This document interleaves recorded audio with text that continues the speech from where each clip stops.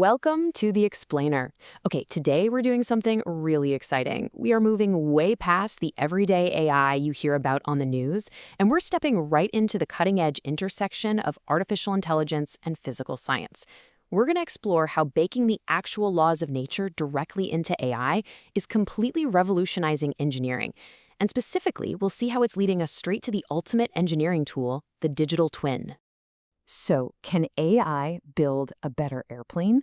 That is a massive question. We've all seen the incredible viral pop culture successes of AI recently.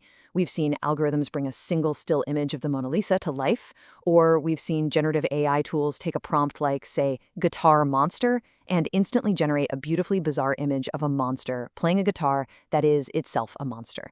And look, while that is incredibly cool for generating art or translating text, it doesn't really help us solve real-world physical challenges. If we want to design an entirely new aircraft, or create a supermaterial for a jet engine, or predict turbulent fluid flows to build safer wind turbines, standard generative AI just isn't going to cut it. We need an AI that actually understands reality. So let's jump into Section 1, Beyond the AI Hype. To tackle these massive, complex physical tasks, we have to look at the next big leap forward. Classic machine learning is essentially just the process of building models from data using optimization and regression. And honestly, humans have been doing that for centuries. We can trace that all the way back to our earliest, crude models of planetary motion. The difference today is that we have massive data and super advanced algorithms. But the absolutely crucial next step is what we call physics-informed machine learning, or PIM.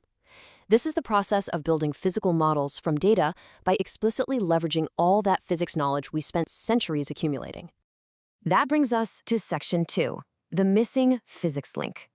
Standard AI has this glaring blind spot, and we really have to ask ourselves, why on earth would we ever ignore what we already know about how the universe works? I really love this quote from the source material because it perfectly hits the nail on the head. In the rush to just let algorithms figure everything out from scratch, researchers often throw out centuries of hard-won knowledge. When we abandon known physical laws, things like symmetries, invariances, and conservation laws, we make the job of learning complex physical systems incredibly unnecessarily difficult. We're basically forcing the AI to learn things the hardest way possible. This brilliantly illustrates what the source jokingly calls the Google approach to physics. Basically, if you collect near infinite amounts of data about the natural world, a standard AI eventually has to magically learn basic physics, like force equals mass times acceleration, just to reconcile all that data. But come on, that approach is absurdly expensive and completely impractical for actual scientists and engineers. We almost never have infinite data. Usually, we have highly targeted, limited data sets. We absolutely need a smarter method that infuses the physical laws we already know right into the learning process from day one. All right, moving on to Section 3, the 5 stages of AI. So, how exactly do we inject this missing physics? Well, we can break down the textbook machine learning pipeline into 5 distinct stages. First, you define what you're modeling. Second, you gather your training data. Third, you choose your network architecture. Fourth, you craft a loss function to measure success. And finally, stage 5, you optimize the model to minimize errors. Now, the crucial takeaway here is that each one of these 5 stages offers a unique, powerful opportunity to bake physical truths directly into the AI. Let's look at stage 1. Sometimes this goes unstated, but simply deciding on the problem you want to solve actually embeds physics right out of the gate. If you choose to model the lift over an airfoil or maybe the forces on a swinging pendulum, instead of just tracking raw, dumb pixels on a screen, you are already steering the AI toward learning actual physics. Now, stage 2 is curating the data. And wow, this is where coordinate systems matter immensely. Think about it like this. If you try to model planetary motion from an Earth-centric coordinate system, the data is messy, it's complex, and it is incredibly hard for an AI to learn from. But if you curate that data and shift it over to a sun-centric coordinate system, the data suddenly makes perfect sense. Finding the right physics-ready coordinate system changes everything about the AI's ability to actually learn the problem. Next up, stages 3 and 4. This is where a lot of the heavy lifting happens in the field today. For stage 3, researchers are designing custom architectures. We're talking about things like Lagrangian neural networks that inherently conserve energy, or networks specifically designed to be invariant to Galilean transformations. And then in stage 4, we have loss functions. A prime example here is physics-informed neural networks, or PINs. This is where you actually compute terms in a partial differential equation, and you penalize the AI mathematically if it breaks those known laws of physics. You literally grade the AI on whether it obeys nature. Finally, we hit stage 5, which is optimization.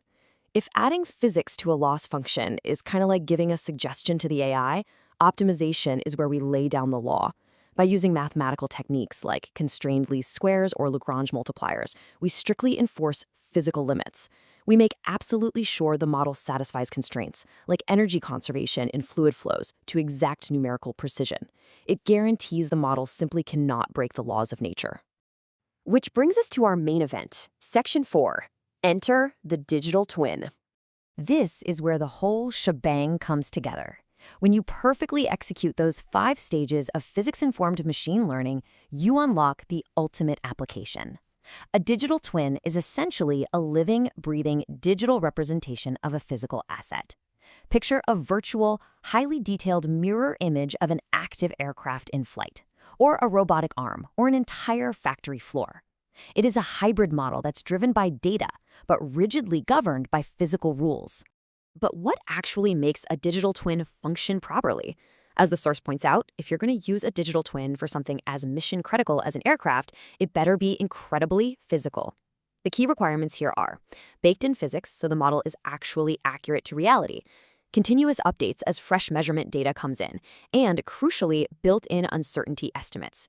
You absolutely have to know where the model is uncertain so you know exactly when you can trust it and when you need to go out and collect more real-world data. And here is exactly why this matters for the future of engineering. When you have a reliable physics-informed digital twin, you unlock massively cheaper design iteration.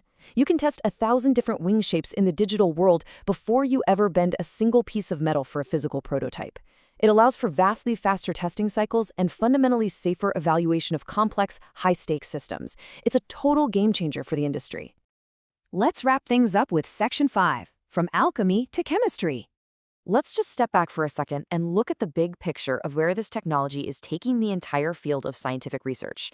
The source makes a brilliant historical analogy here. Right now, a lot of standard machine learning is essentially modern alchemy. We're using guess and check neural networks driven by intuition, trial and error, or honestly, maybe even what we read on a random Reddit post. Sometimes we turn lead into gold and sometimes we don't. But by applying AI to physical systems where we actually know the underlying rules, we are transitioning to modern chemistry. We're developing a principled, structured understanding of exactly when, how, and why a specific AI architecture actually works. And this perfectly aligns with the ancient principle of parsimony. Stretching all the way from Aristotle to Einstein, the idea has always been that models should be as simple as possible to describe the data, but no simpler. By enforcing physics into AI, we push these models away from being incredibly dense, unexplainable black boxes, and we turn them into sparse, elegant models that cleanly and simply capture the natural world. We have covered a lot of ground today, from the glaring limitations of classic ML to the incredible potential of baked-in physical constraints. But I want to leave you with this one thought to chew on. As we perfect this 5-stage process and living cyber-physical digital twins eventually begin to optimize and literally design themselves, how will physics-informed AI completely reshape the physical world around us?